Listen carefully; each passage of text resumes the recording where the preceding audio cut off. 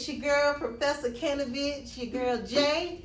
We're here at Sizzle and Smoke Shop for our cannabis and mental health Q&A. So thank you for joining us. We're here with our special guest. I'm gonna go ahead and let him introduce himself. Good afternoon, good evening, depending on where you are in the world. My name is Michael Lawson Jr., native of Los Angeles, Atlanta resident for the past 15, 20 years. You here now? Yeah, I do wear them from time to time. But spent most of my adult life in Atlanta. So some would say now I'm from here, but I would never say that. I'm from Los Angeles. But Atlanta is my second home, and happy to be here at Sizzle and Smoke Shop. Well, I'm happy to have you. Have a intellectual, academic conversation about cannabis. You know. Okay, well, let us know a little bit about your background. Yeah, for sure. So, like I said, I was actually born in New York, raised in LA. Okay. And I left LA in 2001 as a senior in high school. Came down here to go to Morehouse. So after I got to Morehouse, pretty much just stayed down here for my whole adult life. Finished Morehouse. I've been an entrepreneur most of my life, but cannabis has always been a passion of mine. So I majored in English at Morehouse, minored in sociology. It wasn't even intentional. I actually just took so many sociology classes because I had a professor that I loved. And then when I actually looked at the credits and the whole situation, I was like, okay, this is a minor. So always had dreams of being an entrepreneur and an educator. But once I got out of college and got into the education scene, I really didn't like what I was seeing at elementary schools and high schools. So I kind of fell back from education. Worked in real estate, bought some property fresh out of school. Was invested in property in the West End. I should have went harder in the paint, to be honest. Should have bought more. That's a whole nother conversation. But went back to school in 2011 and got my master's in clinical mental health counseling. Okay. At Mercer University. Shout out to Mercer University. Okay, my cousin graduated from there also. Right off Charlotte Road. Yep, absolutely. Great institution. Finished my Master of Science, graduated with honors, by the way, 2014 in clinical mental health counseling. Worked as a licensed school counselor. Can't wait to get into that part of the conversation. And then years later, you know, along the way, my brother started Morehouse in 2009. Okay. And so when he started, we would always have this conversation about, man, we should open some restaurants in the airport because we're very entrepreneurial, my brother and I. And so even before I went to get my master's, we kind of had hatched this plan that when you graduate, we're going to figure out how to get into the restaurant, airport concessions industry. And so in 2016, my brother and I opened up some restaurants at LAX Airport. That's dope. Yeah, did our first deal in 2016, did a bigger deal in 2018. We're not gonna get into all those details. But the whole time I was working as a therapist here in Atlanta. When I finished my master's degree, I worked as an MST therapist, which stands for multi-systemic therapy. I'll get into what that is if anybody wants to know, if we have time, and definitely DM me as well. Worked as a multi-systemic therapist, worked as a school counselor, worked as a therapist in the community, working with youth and juvenile justice. Shout out to DeKalb County Juvenile Court. Chief Judge Vincent Crawford, super solid guy, did some great work with him. And so this whole time period I just went over from 2002 leading up to, I moved back to LA in 2016. For 14 years, I'd always been passionate about cannabis, right? And understood at an early age that I was using this plant for medical therapeutic reasons.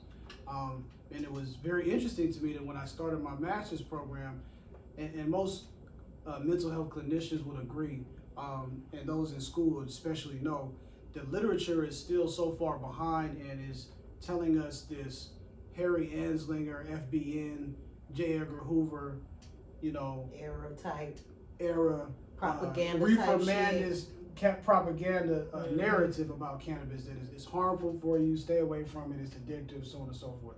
And so, especially in 2011 when I started my master's, I realized that as a mental health professional, we're being miseducated on the cannabis plant, because everything I'm reading in the literature contradicts my experience and millions of other medical cannabis users, right? So you feel like just even, I'm sorry to interrupt, No, but even as recent as like 2014, 2016 time period, they were still teaching concepts regarding cannabis Absolutely. that basically would steer people away from it or just basically shine a negative light on it. 100%. 100%. I think that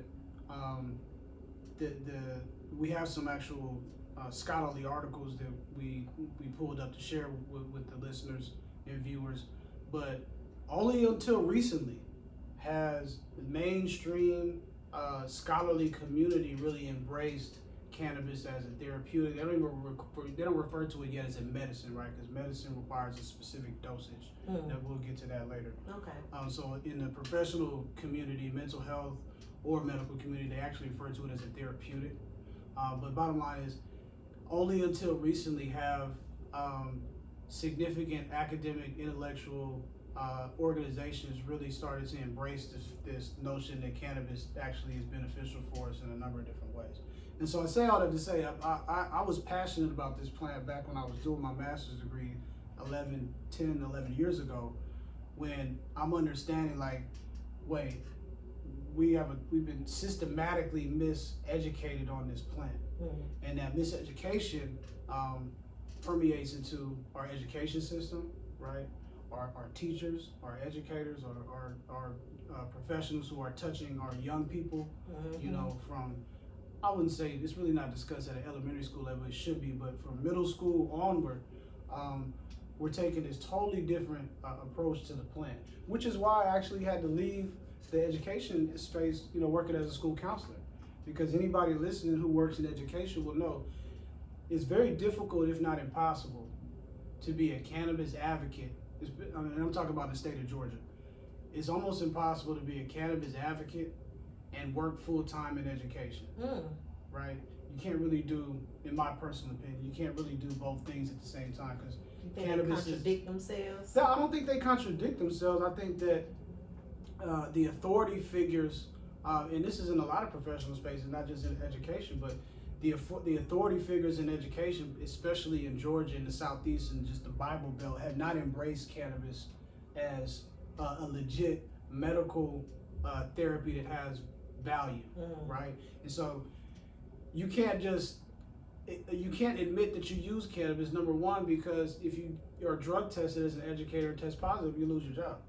And I saw that happen over the years, right? I've seen educators have an injury at work, file a workers' comp claim, have to take a drug test to file the workers' compensation claim, fail the drug test, have the workers' comp claim denied, and lose their job. Now see, every cannabis smoker knows there is no such thing as getting hurt at work. You better walk it off, pretend that lip doesn't exist, because, I mean, like you said, it's just not something that's really zero tolerance. It's zero tolerance, and even, you know, to shed some light on, for all our fathers and parents out there, when you apply for life insurance, and this is in California, when I moved back to California, apply for life insurance, felt like I'm in California. Medical cannabis has been around since 1996, Proposition 215. Me not asking the right questions to my agent ahead of time, I just figured I would be honest about what I do. And so I didn't admit that I smoked cannabis. I said that I use edibles and tinctures, you know, for various therapies. Man, do you know that my rate for my life insurance policy shot through the roof? Exponentially? Not exponentially, but significantly. Yeah. Right? Wow. And what'll happen is you'll be labeled as a tobacco user because they haven't figured out how to classify. So they just basically categorize you just like any other smoker. And absolutely. And so even when you look at life insurance, and I'm just talking about different systems that we interact with as adults, right? You have health insurance, you have life insurance. It's unfortunate that many of us have to be less truthful or straight up lie about our use because it's going to affect us in negative ways. So I threw a fit, you know, I got quoted one number, and then after the whole physical exam and all that came back, a whole new number came back. And they said, oh, you've been given a tobacco rating of such and such. I said, I don't smoke tobacco. And they said, oh, well, it says here that, matter of fact, I actually didn't even, now that I think about it, I actually didn't even admit it in the exam. They went through some medical records from way back where I told my doctor that I used it. Really? That's actually how they discovered it, now I'm recalling. And that's actually one of the reasons why when I go to the doctor, like sometimes it depends, like if there's anesthesia involved and Yes. things like that. Right. I feel like it's important to let them know, Exactly. just because they need to know that. From what my dentist told me when I got my not my root canal, but when I got my wisdom teeth pulled, is that cannabis actually dulls the effect of the anesthesia and changes the way that they have to dose it. And Yeah, I'm I've heard very that. like touchy about Absolutely. going under and stuff like that. Right. And so, you know, that's one situation. But when it comes to like my general practitioner, I used to always be like, no, I don't do anything. Right. But I never took into account that your life insurance, you know, policy, they would go back and check your actual Absolutely. medical records. Is that, I guess it's in the paperwork that you signed that they have access to that Absolutely. stuff. HIPAA laws. Yep. Yeah. You give them access to that. So number one, unfortunately, particularly if you live in a prohibited state, you might want to think cautiously about how much information you share with your doctor, with your insurance, not necessarily your agent, but the nurses who come give you your physicals and evaluate you. You might end up playing yourself, right? And so I tried to fight them on this. I'm like, look, we got medical cannabis is a law. It's been here since 1996. Yakety smackety. And they said, look, the underwriters, they don't know how to handle cannabis yet in this space. Really, just be glad that we even approved your policy. Period. Damn. Flat out. That's crazy. After me going back and forth with them, that's really how they came. That's how they ended the argument. Like, listen, we can go back and forth about this, but really, you should really just be glad that you even have a policy. A lot of people get denied about this, so on and so forth. And so I tell that whole story to make the point that cannabis education is needed tremendously across the board, right? Especially what we're talking about in the professional spaces. And that's what my company, Cannabis Media Collective, is all about. And so it's educating consumers, educating professionals in all industries, and also policymakers, right? Our congressmen and congresswomen, our state senators, they need to be educated on cannabis wellness and how just recently data is coming out, or not data, well actually I will say data. Data is coming out, people have done studies that have spanned 10, 15 years, and now we have empirical evidence to show, hey, we did a study of thousands of individuals, and we've discovered that cannabis reduces anxiety and increases quality of life, and people report that they have a better state of well-being and that they're less depressed and they have less 100%. pain. These are things that we've known forever. People in the cannabis community, we've known this. This is not new, right? But back in 2011, for instance, when I started my master's, I suffer from symptoms of post-traumatic stress. So I know that cannabis is helping me sleep. It's improving my mood.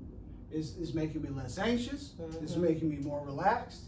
And so my subjective experience, along with millions of other people, really didn't mean anything back then. Yeah. Right? They're just gonna write that off and say, "Oh, you're just a hippie. You smoke Stoner. You smoke weed. You're a stoner. You smoke weed, right?" But at the same time, it took me. It's been 20 years since I've been intellectually, academically, I feel, in this cannabis space, right? And it's taken me that long to come out and say, you know what? I can't work in a system that doesn't support my way of life, which to me is a very pleasant way of life, a very productive way of life, right? And I feel like it's time for us, and I know I'm not the only one who's a professional, right? You got lawyers, doctors, name anybody who's a professional out here, they're using cannabis. Some are using every day. And it's improving their quality of life, but more importantly, it's improving their quality of work. True. Okay? Improving your quality of work improves your output, which more than likely improves your income at the end of the day, right? And so I feel like, and thank you for having me, because I feel like we need to cultivate and curate spaces where as professionals we can share our experiences, share things that work, share things that don't work, but really educate the authority figures in these spaces and policymakers to know that there are millions of productive, law-abiding citizens using cannabis every day they're not harming themselves, they're not harming anybody else, and they're in fact more productive than they would be otherwise. Without it. Right? True. And so fortunately, now these studies are coming out, like the one I sent you on, it popped up on USA Today like a week ago. Like, that's a big deal for it to be nationally, mainstream national media platform, global media platform, to say this is what the science is showing us. And so now it's not just subjective opinion and I just smoke a blunt and I get great sleep and cannabis works for me. No, it's way beyond that now. And so I'm happy to be in a lane that for right now is not crowded, but sooner or later, I think as people start to develop more of an understanding of this plant, we're going to hear a lot more people coming out admitting how cannabis works for them, how it benefits them. Because right now we're in Atlanta, Georgia. Kasim Reed decriminalized cannabis in 2017. That was awesome. But guess what? If you have more than an ounce, oh yeah, you might go to jail.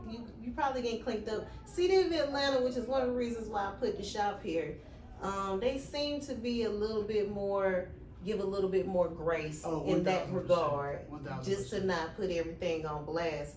But at the same time, like you said, it needs to go ahead and be represented on not only a state level, but on a federal level as well. Absolutely. And I mean, just going along with things that you were saying, that's one of the reasons why a lot of people, laugh when they hear the name Professor Cannabis, right, because of the last part. Right. But I really I put the professor part in it because just like you, I want to bring that education not only to the world as a whole, but specifically to our communities, Absolutely. to underserviced communities, such Yes. as the West End community. Yes. When people come in here, they don't just come in here just to buy a bong or just to buy a blunt, but they leave with some type of information, whether it's knowing the difference between CBD and Delta 8, right. Different ways to consume THC, Absolutely. depending on the way your body works. Sometimes, smoking might not be for you. Sometimes you might be better with a tincture, or some people do better with edibles. Right. You got to be careful with that. Right. And, just another subject to touch on, as far as like my children are concerned, my son, he's in the 5th grade now. And while I've always kept, and everybody chooses the way that they want to present cannabis to their children, but I always kind of kept it separate from them. I had my little area in the basement, but they both know, I have a 16-year-old and an 11-year-old. They both know what I'm doing, and I've seen his condemnation at times, even if it's a vape, right. He thinks, like the DARE program has scared them so much when it comes to any type of drug, and I feel like it's doing them a disservice. Oh, 1000%. Because I feel like in ways, just like when I started smoking when I was 15 years old, and it was just something out of curiosity. I looked up Ask Jeeves, and oh, wow. I'm telling my age now. Woo. But I looked up Ask Jeeves and found out about it because I've always been a little bit of a nerd, so I ain't just gonna do anything without knowing what's going on.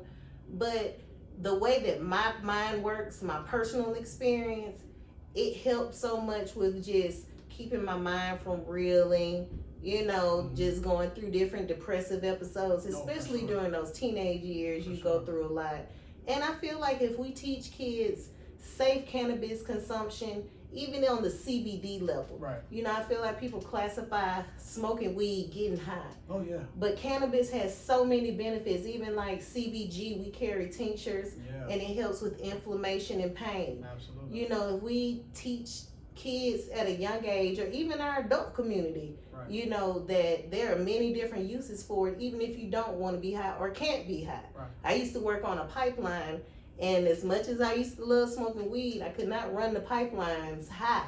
I just couldn't. It was too focused, So I feel like now that I've opened up the smoke shop, that it's taught me so much more as far as like different ways to use cannabis, and we're gonna get in later about our 30-day cannabis cleanse. Ooh, man, let's get into it. But that has reignited, I've started incorporating CBD in recently just to see, okay, since I've gotten all of the high stuff out of my system, when I start feeling anxious, when I start feeling like whatever, synapses in my brain aren't synapsing like they need to, CBD shows a proven effect to help me just bring me back, ground me.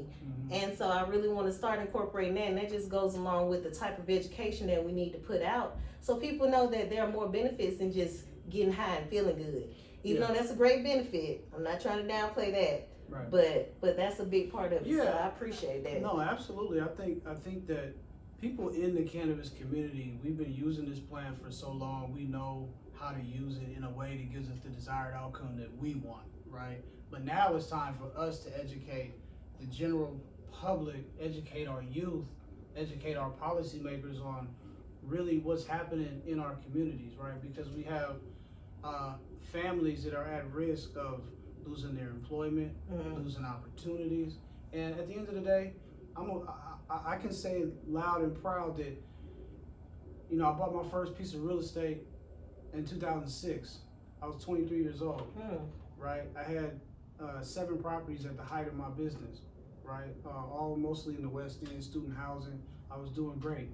Went back to school, got my master's degree, 2011.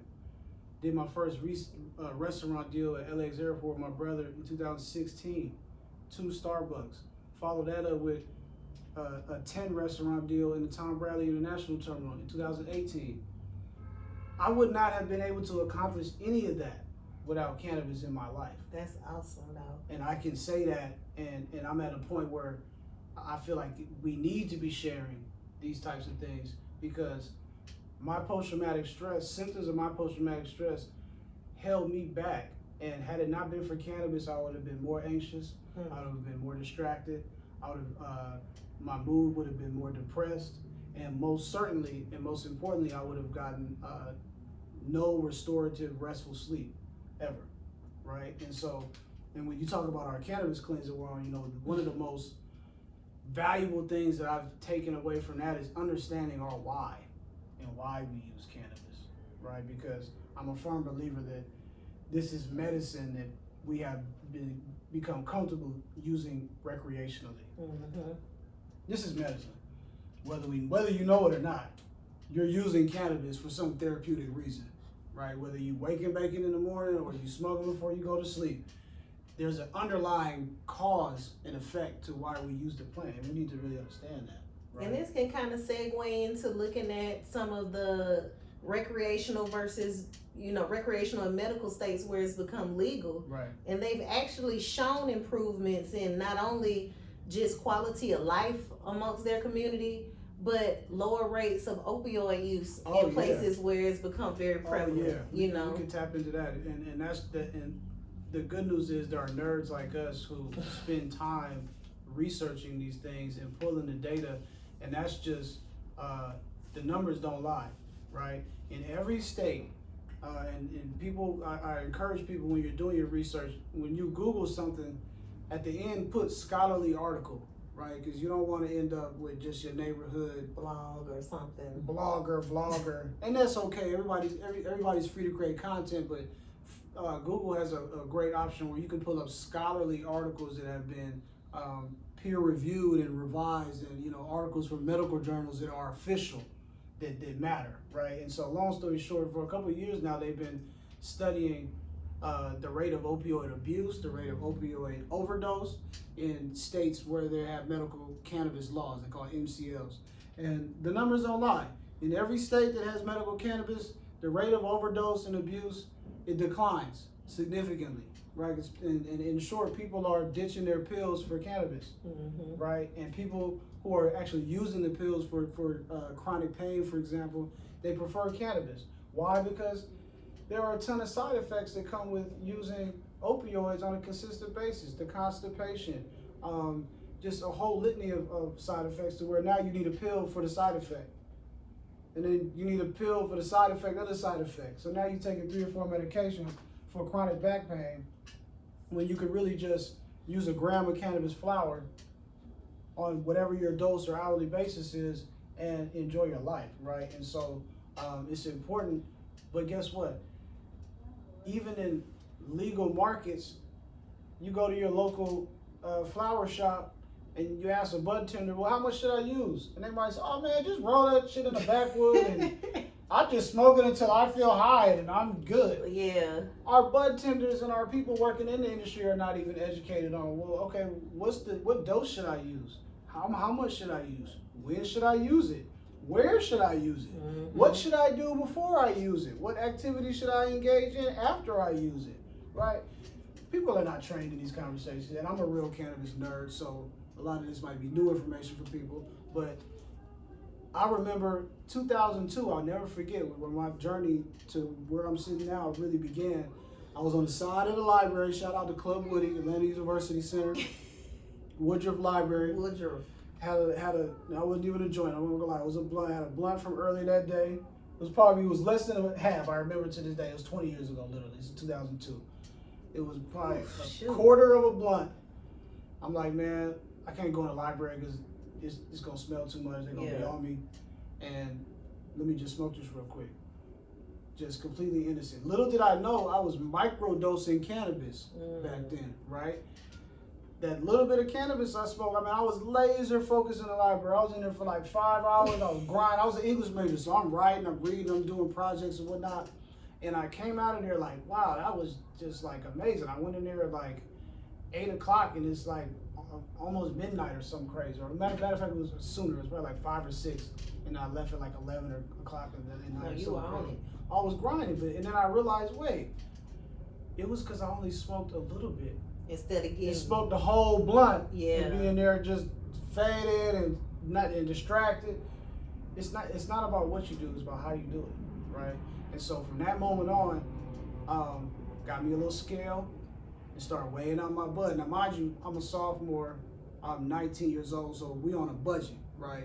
So when you get that 8, you're trying to stretch that 8. Yeah. So really it started off on just, I'm a nerd, I got this 3.5, let me roll 5 pre-rolls. Make this, see how long I can make this last. I know I got 0.5 7 times, that's an 8. So I know I got 7 pre-rolls out of this $50 8 I just got, let me stretch it. Got you. Right, so that's how it started, but then I started playing with it, like, okay, I'm rolling a 0.5, but what if I roll a 0.4 or a 0.3 or, right? And everybody has their different route of administration, right? Whether it's inhalation, ingestion, topicals, they got nanotechnology now, we can get into that.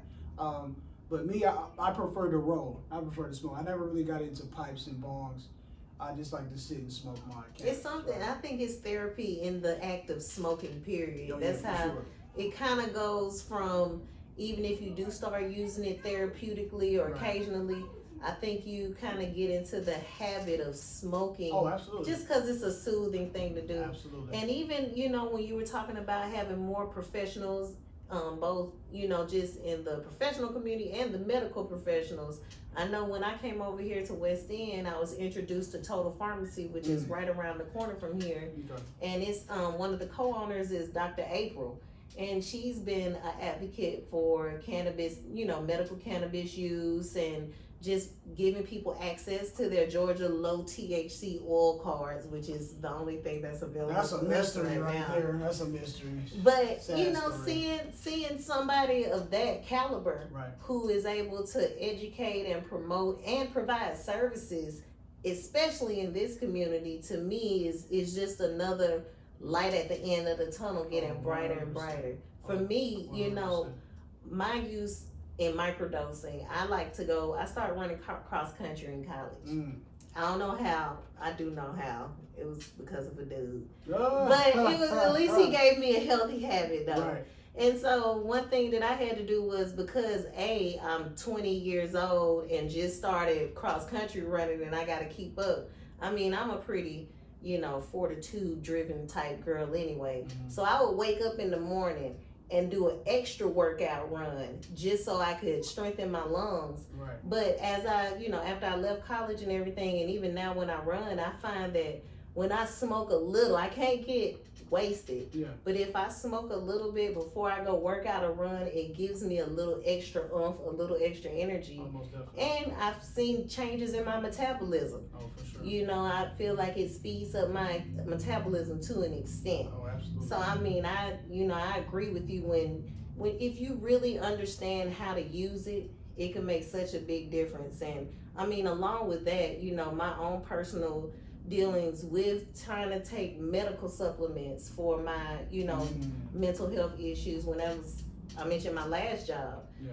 And in an effort for me to get away from trying to get high, since I can't get high, I went ahead and went to a psychiatrist, and I was prescribed anxiety medication. And while it actually worked wonderfully, you know, I feel like it gave me like a slow release, you know, where it lasts throughout a certain period of time. Whereas when you smoke, you know, if you don't really or unable to do it consistently, you know, it wears off, and then you know you have the coming down effects. Yeah, absolutely. But the caveat to that was when I was ready, when I opened up the shop and I was ready to, I said, I'm getting off of these drugs, you know what I'm saying? Because again, I mean, the side effects of what I was taking wasn't very severe, but at the same time, getting off of it caused, it was an experience, you know. My mind, it was like I have like little flashes.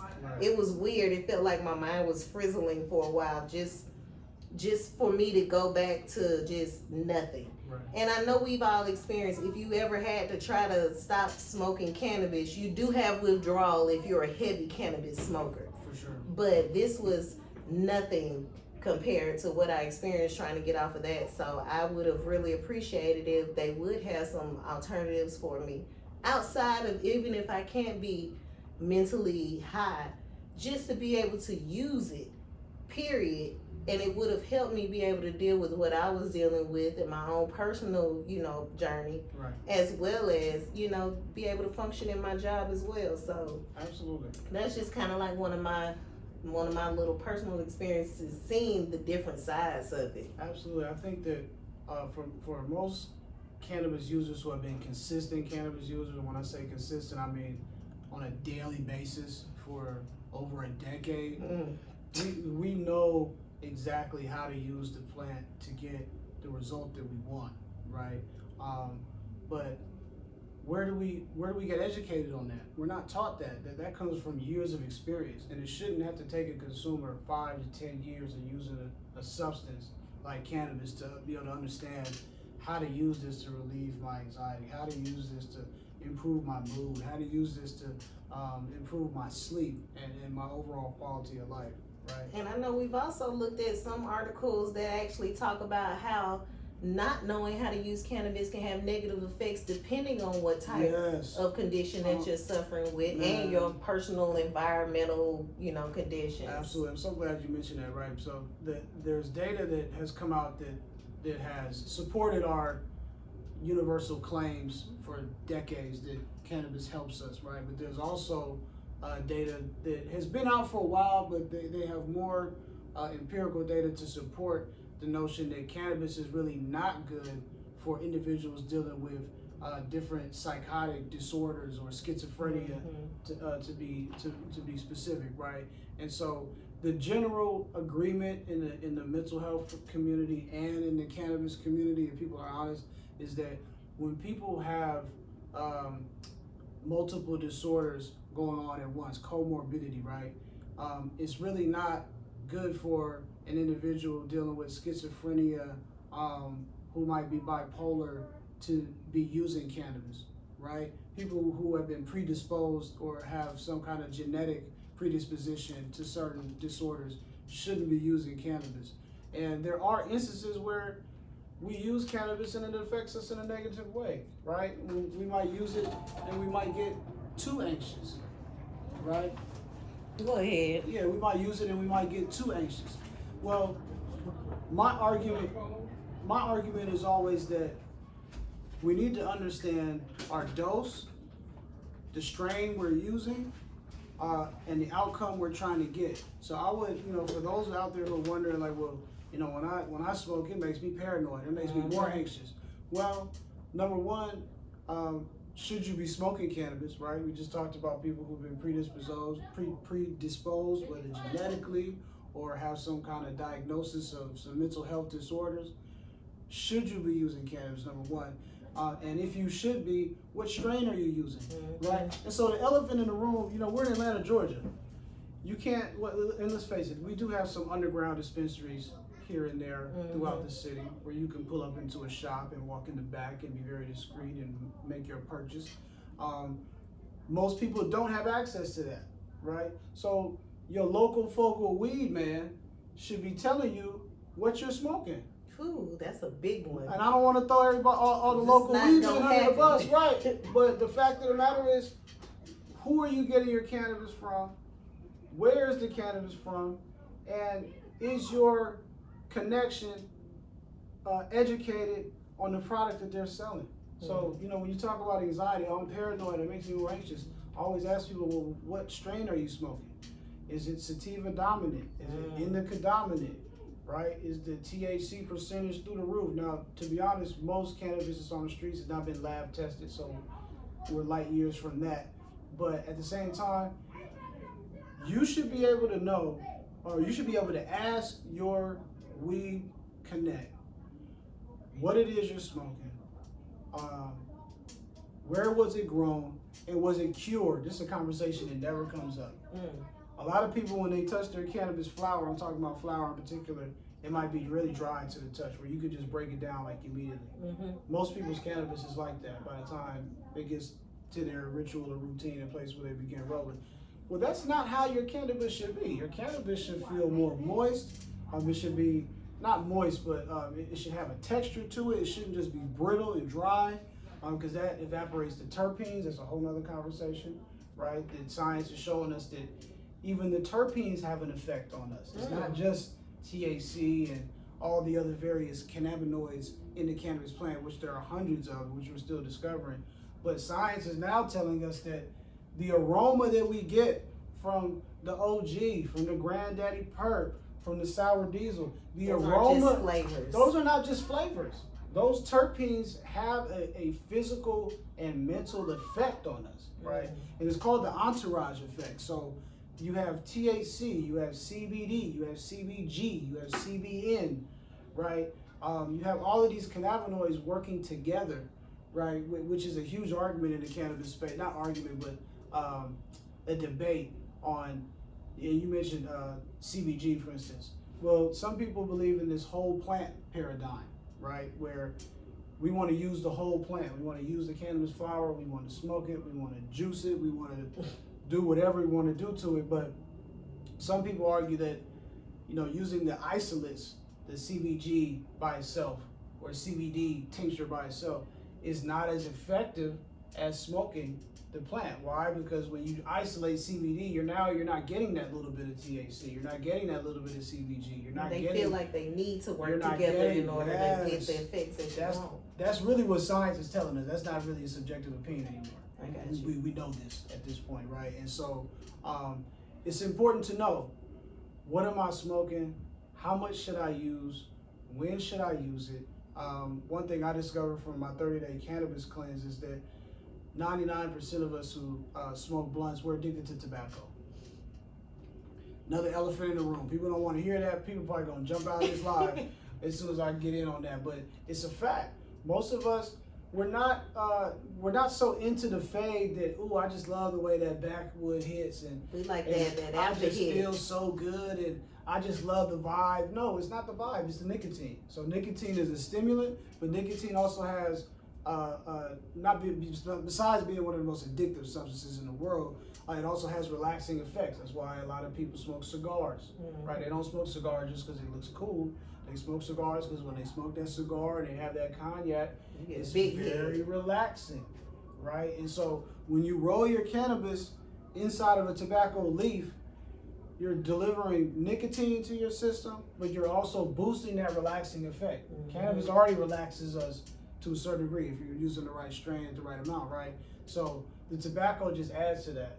But we're not, you talk about cannabis withdrawal, we're not fiending for the cannabinoids from the cannabis plant, in my personal opinion, most of us. We're actually fiending for that nicotine. Ooh, that's a hot topic. That's a hot topic. They're gonna come beat your ass. Oh, they're gonna beat me up about it. But it's the truth. And I can say this to people who know me. I can say this from being a blunt smoker of 20-some years and realizing, like, wait, like papers, let me transition to papers. Because another thing is, when you're smoking high quality cannabis, you don't need to roll it in tobacco. It actually takes away to me from it. 100%. And I mean, just speaking on our 30-day cannabis fast, because he's the one who got me onto it. Oh, I just started back on day 1 today. Lord have mercy. I'm jealous, but not really. I actually have enjoyed the fast. But one thing I have noticed is, while giving up cannabis wasn't the most pleasant experience at first, it really turned out to be one of the best experiences I've had in a while. Absolutely. Once I got past the withdrawal phase. Absolutely. But one thing that still had a hold on me is the nicotine. Mm-hmm. I don't smoke cigarettes and stuff like that anymore, but the creation of these vape pens, I call them flavored cigarettes, they have created this effect in our minds where we don't think that we're smoking nicotine, but we really are, and really on a more consistent basis, because vaping is a little bit more socially acceptable. It doesn't get on your clothes and things like that. Right. And so that's something that I was able to, realize, along with the clarity of being sober. Being sober to me felt good. I feel like I've had more awake time. I'm not going to necessarily say more energy. At first I was like, personally, I'm all over the place anyway. But I just felt like I was way more alert. I didn't fall asleep and feel like I was ready to pass out at 8 o'clock in the afternoon when I got tons of stuff to do. Right. But the nicotine, I mean, especially if you've ever hit a cigarette or your vape pen first thing in the morning, you feel it. Yes. You feel, it's like it hits you like a ton of bricks, but it's really quick, but it's still there. So that's one of the things that I kind of felt like, okay, I'm going to add that to my discipline cycle. Oh, for sure. I also, again, I started incorporating CBD, and I wrote up in papers. Right. And I instantly felt the effect of the CBD on whatever anxiety or emotional reeling that I had going on. So I really, again, want to incorporate that into my system. And, when you go back to one of the questions that I saw was, some people get very paranoid when they smoke, and they want to know what alternatives they use to avoid this. Well, like you said, being educated, you would know, that if you take away the intoxicating effects of THC and just, focus on a product that's more so aimed at the benefits that THC has outside of the psychoactive effects, that you can take care of these issues and not have anxiety and still be able to reap the benefits of THC. Absolutely. And I've actually, I heard years ago, and I found on my own that CBD for me has a counterbalance effect with THC, right? If I smoke a strain that is like a 1-to-1 ratio of CBD to THC, I don't feel the intensity of the mental and psychological effects are not as intense. You know what I mean? And so to one of your listeners and viewers' question, when you feel, it might be good to keep a CBD strain handy,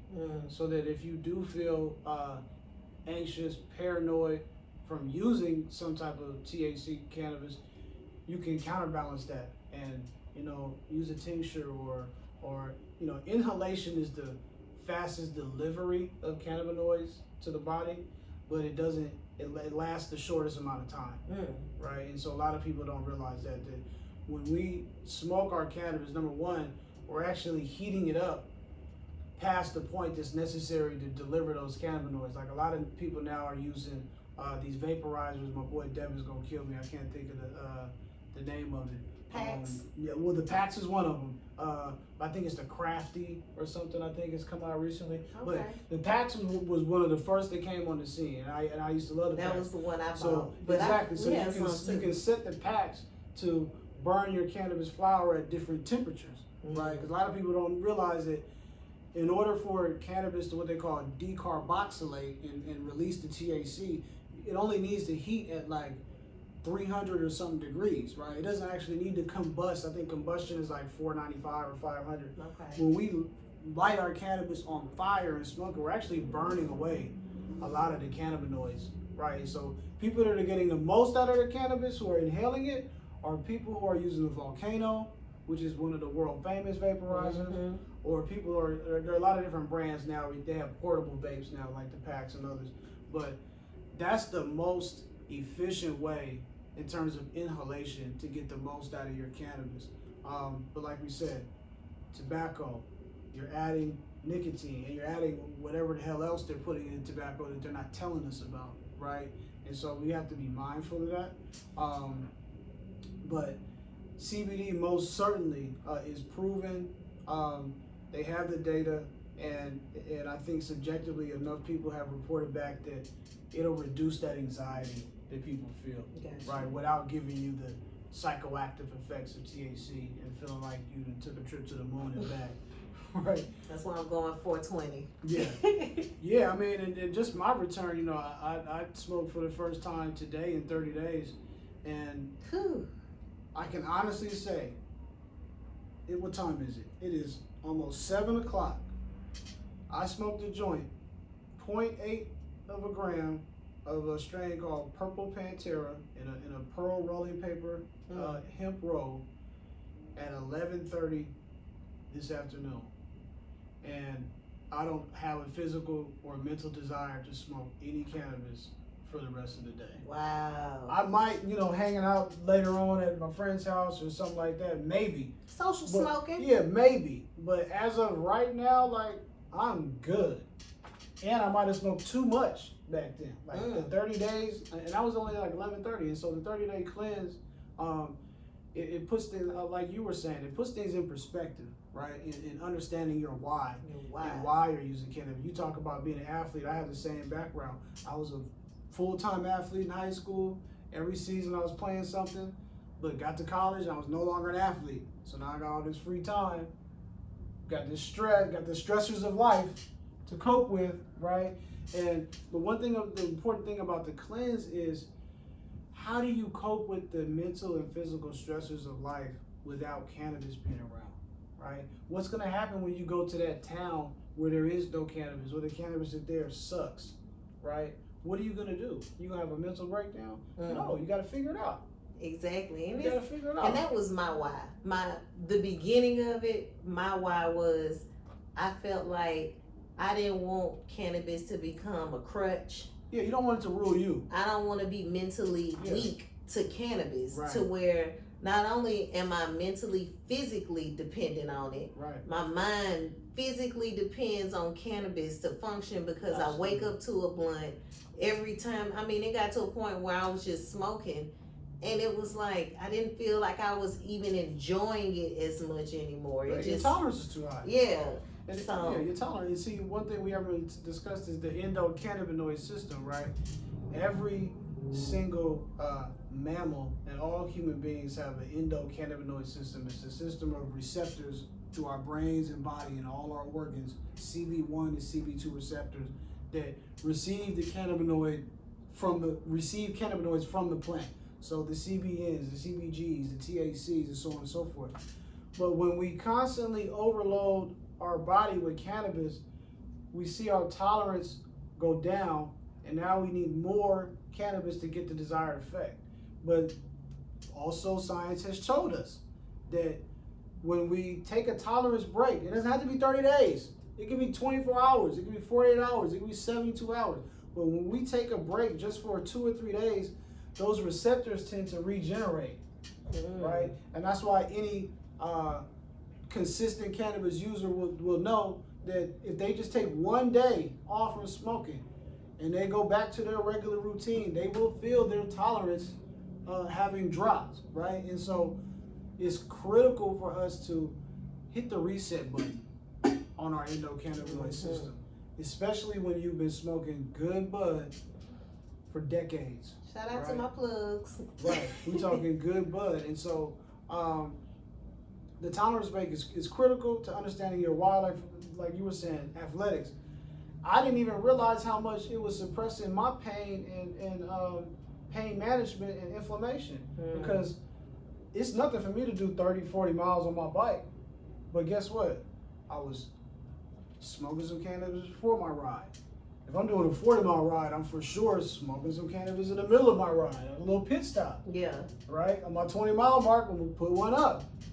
When I get back to my car and put my bike up and on the way home, I'm probably gonna smoke a little bit more.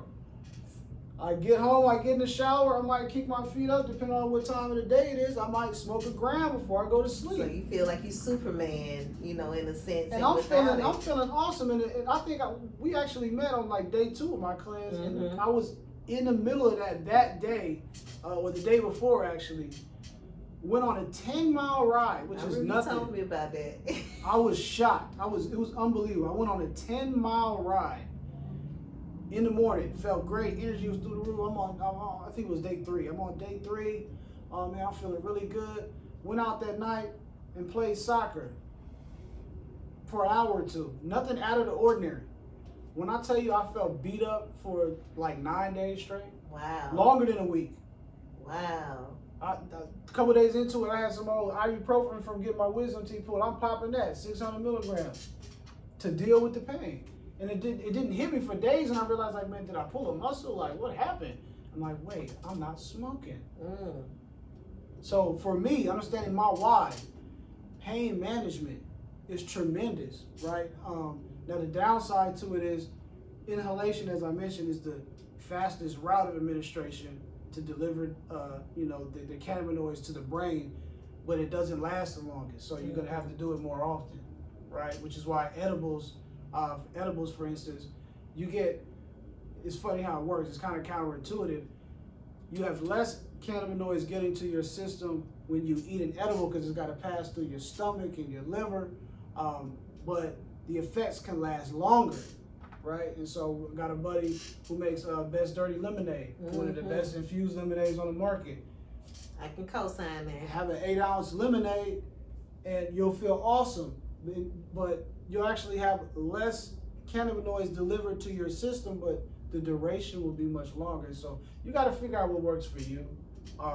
But the reality is, the average consumer doesn't have a scale. They're not weighing out their flower before they roll, before they smoke, or before they dose. Let's just call it dose, depending on no matter how you use the plant. But I'm trying to create a paradigm shift and a narrative change to where every cannabis smoker should have a scale in their house, right? And get your scales from Sizzle and Smoke Shop. You know what I'm saying? and I feel like I need to manufacture a Cannabis Media Collective scale to be sold at Sizzle and Smoke Shop. We got you. And to where we can really educate people on what kind of dose should I be using. If we're going to use cannabis in a medical way, we need to understand our doses the same way we understand our medical dose, whether it's Advil, Tylenol, Xanax, an antidepressant, an anti-anxiety medication. Like you said, we know our dose, we know when to take it, we know it's going to be a slow release, we know what to expect, right? And so I'm such a cannabis nerd, back to when I was in college and I got to weighing up my flower every time I want to smoke, it ended up paying off for me because now every time I use this amount, I know exactly what's going to happen. So basically trial and error can be a part if you don't have access to legal dispensaries or stuff, people who can actually tell you specifically what's in your weed. Absolutely. You can do like a trial and error type situation. Right. Because I mean, in here even still I get a lot more horror stories about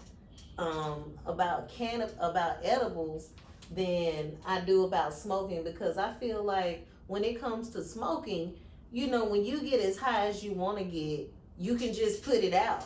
Right. But with edibles, you're not really sure how much you're consuming, and it's not like you can take it back out of you, you know, once it's started the digestive process. And if you've taken in more than what your body can mentally handle, you're gonna have, it's hard to turn it off, an over effect, and like he said, it's gonna last even longer, so you're gonna feel like you stuck in that high. So even when I used to make my edibles, before I opened up the shop, I used to make edibles and go to pop-ups. I would actually go out to dispensaries and get my bud. Then I would have a good idea of what the maximum percentage of it would be. I go by that. You know, you can find online tools that will help you dose out your own cannabis if you want to make your own edibles, and you're getting it from a reputable source where you do know what your THC percentages is. And then when people came to me and, you know, at the places and stuff like that, it was half and half. Some people did not care about me being the professor. They just wanted me to be the cannabis and give them the edibles. Right, they But- just want you to be the plug. Exactly. But some people appreciate the fact that I can tell them, hey, it's gonna be 50 milligrams, Yes. or et cetera, in Absolutely. this. And I tell them, take your time. Anybody that sells you edibles, if they don't give you a disclaimer, I would not trust their edibles, because knowing the safety part of consuming edibles, even I know people like you mentioned, Best Dirty Lemonade. I have a close relationship with Carpe Diem Edible Chef, and she always tells people to take your time dosing. That goes with anything, even if you're doing mushrooms, Yes. which is a psychedelic. You want to get that kind of advisory. Yes. So this isn't just you don't just take a bunch of them, because it could have a bad effect on you. Yes. And either keep you from me being able to reap the benefits going forward out of fear, or just put you in a bad place where you might do something or say something that you might otherwise not. Absolutely. You don't want to have an experience with cannabis that you regret. Simple as that. Or in any experience in life, for that matter, right? Right. True. But if you can avoid a regrettable negative experience, why wouldn't you avoid it? Exactly. Right? And so, like you said, edibles, I don't recommend edibles for any novice cannabis user. You have some people who have been using cannabis their whole life and kind of get lost in the sauce with the edibles, right? Because like you said, you can't turn it off. Some people, the old urban legend was, take a shower, take a hot shower or a cold shower, and you can shake it off. Sometimes you can't shake it off, Yeah. right? You gotta And sometimes it messes with your digestive system. You get to throwing up. You have a whole episode because you use too much. And so, like we said, the elephant in the room. Ask the person that you purchase your cannabis from, what strain is this that I'm smoking? If they tell you, oh man, it's just some gas, go the other way. Red flag. Red flag. They say, oh man, it's some gas. I don't know. It's fine. It's from Cali. Red flag, right? If they can't tell you the strain it is, red flag. They can't tell you if it's a sativa, indica, or a hybrid. There's so many hybrids now in the market. There's not very many sativas. But if they can't tell you whether it's sativa dominant or indica dominant, red flag, right? People who need to find somebody who can educate them on that, jump in the DMs, we'll plug you. But at the end of the day, the person that you purchase your cannabis from should be educated. It's the Za. All right. Don't say, if they say it's the Za, red flag, right? Exotic is a word that was invented to describe this new cute weed that has now hit the market. Luxury cannabis. Right. It's all BS, right? The younger generation, if it's not purple, they don't want it. And it's not some Za. I want the purple runs. It need to be dark. They even spraying terpenes on me. Man, listen, y'all. Any cannabis can turn purple. That's just a matter of temperature in the grow environment, right? So let's dig into that science real quick. Regardless of genetics, if your grow room can drop to 50, 45 degrees or lower, which it shouldn't be lower than that, you're gonna see a whole bunch of colors just beautifully blossom in your grow environment. I didn't even know that. Yeah, that's just a temperature change. Okay. Any cannabis strain, when the temperature drops, you're gonna get these beautiful, almost blacks, but blues and purples and so on. But when you have strains that are genetically built for that, the granddaddy perps of the world and so on and so forth, then back in our area, you go have that dark. You say, oh, is it that granddaddy? Is it dark? Yeah. It's dark. Yeah. It's legit. Those strains are gonna get you're gonna see all kinds of colors. But the youngsters, they don't know this, right? You either have to know a cultivator, or we don't even want to use the word grower. You either know a cultivator, or you've been schooled or taken some time to get your own education to know that. So all of these colors that are out there, the color of the cannabis does not indicate its quality. And the youngsters, they have no comprehension of this, right? If it's not purple, they don't want it. Where they got some green to dark green, all kind of green hues of the world that will knock your socks off when they go up against some Za, exotic. That's a word that they just made up. And I get it, because and one thing I said on one of my posts today, y'all go to _CM Collective _ is that the best cannabis doesn't even leave California. If we keep it real. Number one, the best cannabis flows south. It all really originated in Northern California because the best outdoor grows are in Northern California because of the climate, because of the terrain, right? And so Los Angeles, where I'm from, is more known for indoor because our climate is not conducive for successful, thriving outdoor grows, in my personal opinion. It's too hot, there's not enough moisture, it's too dry. LA and just Southern California as a region is considered a desert when you look at the data and just in terms of I've heard moisture that about other profiles. legal states, like maybe sometimes Colorado weed, Right, yeah, exactly. Midwestern high weed. altitude, a good amount of moisture. You know exactly what makes it exotic. It's a word that they just made up. So like now, one of my connects back home, my friend's auntie, she calls it cute weed. There's a lot of cute weed that's out. It looks beautiful. Well, I have to interject. It looks wonderful, but it's really not hitting on nothing. I have experienced growers who have created some strains that for years, you know, being a consistent cannabis smoker and somebody who, you know, feels like I've tried some of the White Widow and all that stuff of the world. Right. But when I smoke some of these strains, and we're actually going to a gas house event this Wednesday for 420. It's called the Session ATL. We're going to both be vendors there. Indeed. So, but when the first time I tried Pluto. Yeah, I've heard good things about Pluto. It had been years since I felt like that. Since I had something that actually made me feel not just that relaxed high, but I was high. It tasted good. Yeah. It smelled good. Yeah. And when I smoked it, it gave me a quality high where I was awake. Right. You know, like you said, you don't find many sativas. You know what I'm saying? And that's just something that I prefer because Sunday driver. I need my, that's another one of my favorite strains. Yeah. Because I want to be able to function on my high. You want to feel uplifted. Exactly. Right? You know, I used to keep so many strains at hand, and I know exactly what I need to get me where I want to go. If I'm ready to work, I want to get on this Sunday driver. It's going to uplift me. It's going to keep me busy. It's not going to have me lagging. It's going to have me focused, right? When you mentioned something that I like to, when I evaluate cannabis flower, I think of the trifecta, right? Cosmetically, does it look awesome? Is this something that I would frame and put on my wall, right? Cosmetics. And some would go for the terpene profile, the smell. How does it smell, right? Like for me, when I get some real strong, we're talking going back to like first generation OG. When that OG first came out in 2002, 2003, and it was $90 an eighth in LA, in Inglewood, the terpenes that come off of that just soothe my soul. Like when I smell that from across the room, I just get pleasant inside. I remember when I graduated from Popcorn Mid, which was good, baby, when I was smoking. The popcorn to the first time my homeboy, he brought me, and it was blunts. They was selling it by like the gram, you know, $15 a gram or something. That was a lot back then. We was buying $25 eighths. But that was the first time I was introduced to that high grade weed, I guess you would call it, being out here in Atlanta, being young. Right. You know, so I can contest to that one there. Yeah, but it's all about the trifecta for me. Cosmetically, how does it look?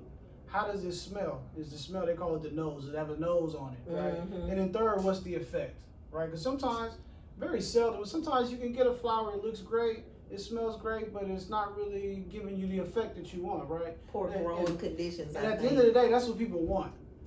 But people need to understand that cosmetics don't equal quality. True. Right? You can have a bud that's kind of greenish, brown. I got one right now. It's a Mai Tai. That it doesn't look all that. But you hit it twice and you be putting it out. Okay. Catching up with that, like my friends in New York say, turn that off. Oh, okay. Turn it off. Put it out. We don't need it anymore, right? And so cosmetics don't necessarily add or equal quality, but when you go get your bud, the next time you go pick up, ask he or she, what is it? Where did it came from? Where did it come from? And the last question that 9 times out of 10 you're always going to get to know is, has it been cured? That's a conversation that never happens, right? People don't understand it, and I feel like you would have to either know a cultivator or be. Give us a brief description of the curing process. Absolutely. So, when cannabis is harvested, right? There's a whole process that happens after the harvest. When you cut the plant down, you're ready to trim the flowers. Well, now you have to dry the cannabis. Well, once you dry the cannabis, you're trying to pull all that moisture that the flower has in it from being in that grow environment. You want to pull that moisture out, right? But you don't want to over dry the plant until it's too dry. So there's a balancing act that has to be done in the drying and trimming process. But what happens is, over the years, people are so eager to get their flower on the market. Once they dry it, they throw it in the turkey bag, they label it, and they send it off. But really, legacy growers, and I learned this from legacy growers, meaning you're a third, fourth generation onward cultivator. Your granddaddy, your grandmother was a grower, so on and so forth. And I also noticed, and I think some people will chime in if they really know what they're talking about, I feel like it's the female growers who go the extra mile. I think it's just that natural nurturing, motherhood, nurturing instinct in them, where they want to go the extra mile. But after the cannabis flower is dried, it's really essential to cure the bud, which means putting the flower in a glass jar, airtight. People love the wide mouth mason jars, and you have the Boveda humidipacks over there. But curing the cannabis means drying it in a more sophisticated process, where now you're drying the cannabis in a glass jar, maintained at 58 to 62% humidity. That's the magic number, right? 62 is if, say, you've harvested a plant and it's a little more on the dry side, then you might want to rehydrate or cure that flower at 62% and add more moisture to it. But if it's just right, you can get away with 58%. And a company called Boveda, they make these small little packs, look like alcohol wipes, where you drop it. She has some right over there. You drop it into the glass jar, and it'll automatically maintain the relative humidity in that jar, right? And so what happens is, when you drop those in your jar, it creates this invisible layer of moisture over your flowers that really starts the curing process, but protects the terpenes. That's really what you're doing, right? Because like we said earlier. And you don't feel like you can't do that in a drying cabinet No. the same way that you can if you put it in the jar. Absolutely not. No. Yeah, and not to mention, it has to be in the jar, maintain that 58 to 62% humidity in the dark, right? So it has to be tucked away. And people don't know, you can actually store your cannabis for up to a year in those conditions, and it will improve. I've experimented with this myself. What? I've experimented. They say the maximum cure happens at like 6 months, but you'll find that the taste of your flower improves. You'll find that the effects from your flower improve. The harshness, it's not as harsh. And so like I said, next time you go to roll up, when you grab your cannabis and you mash it between your index finger and your thumb, if it just breaks up into crumbs, it's way too dry, right? When you mash on that flower, it shouldn't just break up into dust. And so, circling back though, most people selling cannabis, especially on the black market, they're not taking time to cure their bud. But this is where I think we need to go in the industry, right? If consumers demand it, the market will catch up, right? Everybody wants desire, so that's what everybody's growing. I think we get to a place where people are kind of getting a little bit more scrutinizing their weed a little bit more. And they should be, because I think people are getting smarter and they're realizing, like, wait, this ain't $100 eighth. Man, come on, man. $100 eighth to get high. Man, and you got these guys out here from a novice grower who didn't even know how to. Man, they got these bags, they got the cartoons on them, and it's so much goofy stuff going on. It's so much goofy stuff going on out here. So, like I said, I've been a cannabis nerd, so I've been into this for many years. But I think that we need to, as consumers, we just need to raise our standards at the end of the day. And again, lack of access, lack of education is a proponent to that. It's just making it a lot worse, because people feel like they don't have a lot of options. So, if we able to find methods to put this information out there more readily available, in an understandable way, and what I'm saying, what do you call it, just common dialect. I feel like that'll make a big difference, because especially now that the pandemic is over, You know, the money is a little bit different than it was a couple years ago when I feel like the luxury cannabis market was booming. Right. And so now people are a little bit more, you know, they're not as loose with their dollar as they were before. Right. So it's going to raise these standards, and hopefully we can again hold people to these standards and was like, oh, well, I know I can get it from somewhere else. Man, listen, if everybody were to ask their weed salesperson, what's the strain, what are the genetics, has my flower been cured, they would probably have to find a new connect, because most people don't know. Right? But if you're paying top prices like that, you should be able to, have that type of information. 100%. I don't care if you're spending $60 on the eighth. True. At the end of the day, $60 on the eighth is 8 ounces. I mean, it's 8 eighths in an ounce. What are we looking at? $480 on an ounce of weed? Yeah. Somebody's spending that every month. At least. At least. At the very minimum. So when you're Before spending, this cleanse, when you're spending hundreds of dollars on a substance that gives you medical and physical benefit, you ought to be able to know what you're using, how much you should use, and that's going to reduce the anxiety. That's going to reduce the paranoia. That's going to reduce the negative outcomes and the negative effects that people are seeing from cannabis. Now, like we said at the beginning, some people, if we're just honest, should not be using cannabis, right? Some people have mental disorders, emotional mood disorders. Some people are predisposed to schizophrenia and serious issues where cannabis can make those problems worse. So we need to identify that. But the other elephant in the room is, are we dealing with the reason why we're using cannabis in the first place? Right. So what is your why? So when I worked as a clinician and as a therapist, there are two trains of thought. Some people will, some psychiatrists and doctors will push a medication on you and not recommend therapy, right? Back when I was in school, it was like Prozac, and even in our younger days, they give you an antidepressant over the table quick, or they give you Xanax over the table. Well, they get paid for pushing those medications too. But so. it's very frowned upon. It wasn't years ago, but now it's very frowned upon to prescribe medication without recommended therapy, right? But I think we should apply that same way of thinking with cannabis. Yeah, you might be using cannabis to reduce your anxiety and your depression and your post-traumatic stress, but let's also deal with that outside of the cannabis space, right? Why are you so anxious? And that's when I put my therapist hat on, right? And you got to ask yourself these questions. Get a therapist. Hopefully your therapist is asking the right questions, because therapy, a lot of people are not familiar with mental health counselors and resources. They're not giving you advice, right? Or they shouldn't be.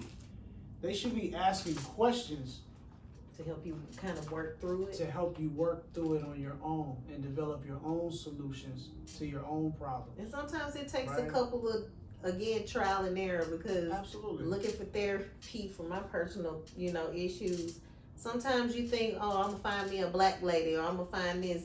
But I actually had to educate my therapist on cannabis. I had my therapist ended up printing out articles and finding ways to educate herself, because I had to first spend money and time, with us just discussing because I had gotten to a place where I knew why I used cannabis. Right.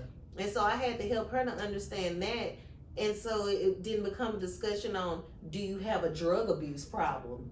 You know what I'm saying? Because we're not talking about the issues that are actually, that I'm medicating myself for. So don't be afraid to switch therapists until you find the one that's right for you, and it may not be what you think your therapist would look like. Yeah, absolutely. Don't go off an image, because you can never judge a book by its cover. But I encourage everybody to get some therapy in your life. Be very introspective. Look inwards and look inside yourself to understand, well, what's causing this anxiety, right? What am I coping with? What life events in my childhood have I not dealt with over the years? It might be giving me anxiety. It might be making me depressed, right? Many of us suffer from post-traumatic stress, having encountered some type of mental or physical trauma. Well, from that traumatic event, were you ever able to deal with that? Were you ever able to process that in the best way, right? So we can't keep medicating ourselves when we're never really dealing with the root of the problem, right? And so when we talk about cannabis and mental health, it's kind of like, well, which came first, the chicken or the egg, right?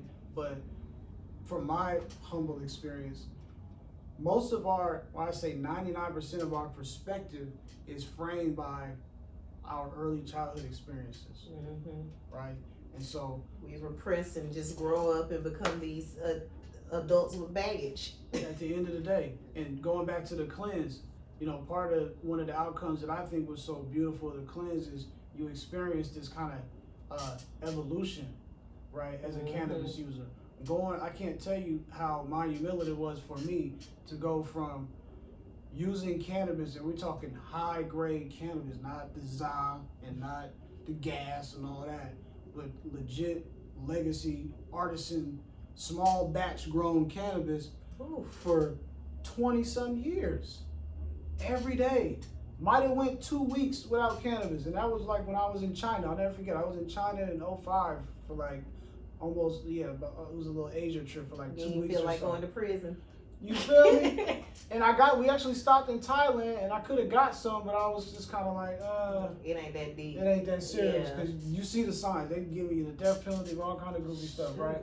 But I might have went 2 weeks without smoking outside of this cannabis cleanse for 20 some years, you know? And so in life, throughout our lifespan, we're supposed to see evolution every 7 years anyway, right?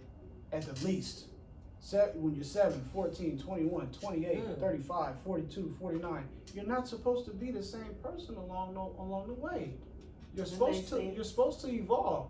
And so you mentioned it earlier, especially as smokers, some people use tinctures and edibles and topicals and all sorts of other delivery methods. But when you are a die-hard cannabis smoker, your tolerance gets built up to a certain level where it's just not sustainable. It's not sustainable. Like me, I'm from California, so let's just keep it real. I'm blessed to have access to this type of bud that most people don't. And if they do, they're paying a significantly higher number than what I'm paying. Right? And so before I entered into my cleanse, I had smoked like 5 grams of some Marathon in one day. And that's when I was like, okay, it's time for me to really get serious about this. That's how you know, because you know this is not any bull. And everywhere I go, I stop and I'm smoking with somebody and they hit it twice and they're like, all right, man, have a good day. And you just I'm out of here. Them. And I'm blowing this all day. Yeah. And so I had to just really look at my own self and be introspective and realize, like, okay, I'm doing too much. Not to mention, like, if I actually had to pay retail price for this, a stack a month minimum. It's not sustainable. And so understanding our why, circling back to, okay, for me, I was using a lot with exercise, but also for me, my most worrisome post-traumatic stress symptoms are my lack of sleep, right? So if I could give up smoking cannabis any time of the day, I would give it up during the day, but I would certainly use it in the evening, right? And so like a wind down type exactly. thing. And so what during my cleanse, I had to start using melatonin just to counterbalance that lack of sleep, and it worked great too, by the way. And it's all natural melatonin. Yep. It's all natural supplement, right? 10 milligrams. I actually did bump the dose up to 20 just to see what it would do. It didn't knock me completely out. I feel like I was a little more sluggish in the morning. But at the end of the day, we have to take the time to educate ourselves. Y'all go to my YouTube channel, Cannabis Media Collective. Y'all look me up on Instagram. I got a lot of great interviews with doctors, really breaking down even deeper science of what we've talked about, and really understanding how to use this plant in the best way to really just give us the best quality of life. That's all it is at the end of the day. We want to live a pleasant life. We want to be productive, and we don't want to step on anybody else's toes at the end of the day. Well, that makes a lot of sense, and I think that's a good way to kind of wrap it up. Yeah, for sure. I think we've had a very fruitful discussion. Absolutely. We've covered a lot. We hopefully our viewers and anybody else that's able to see this video, you can reach out to either one of us If you want to find resources or information regarding cannabis and how you can use it for your own, life, any way that it could help you mentally, physically, you have a whole lot of options as far as like consumption methods. Absolutely. As well as if you just want to know more about how to judge your bud if you aren't in a state where it's recreationally or medically legal. Right. You might be able to find ways yourself that you can kind of judge your bud to the best of your extent, just to get the most benefits out of it and the least amount of unwanted side effects. Absolutely. So I'm just gonna say thank you so much, No, Mr. Lawson. No, thank you for I the enjoyed invitation. myself. Absolutely. I learned a lot. Absolutely. And we will be doing this again. Check us out. Just stay tuned to either one of our IG pages. Yep. End of May, we're going to have another discussion. Again, if you have any questions, you can shoot us a DM. Give us your IG page one more time. Oh, it's underscore. Here, go ahead and type it in Yeah, too. I'll type it And in, I'll make sure I tag it to the bottom of this live. For sure. CM Collective. Yep.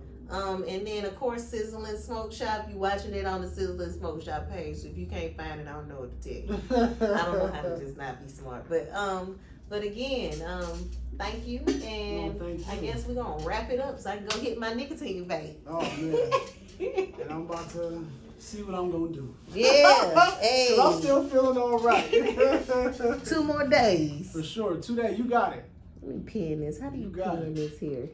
You only got 2 days left. Bam, pin comment. I'm gonna leave that on there and mute it. You only got 2 days left. You can do it. I'm ready because I already know what's about to happen. Oh,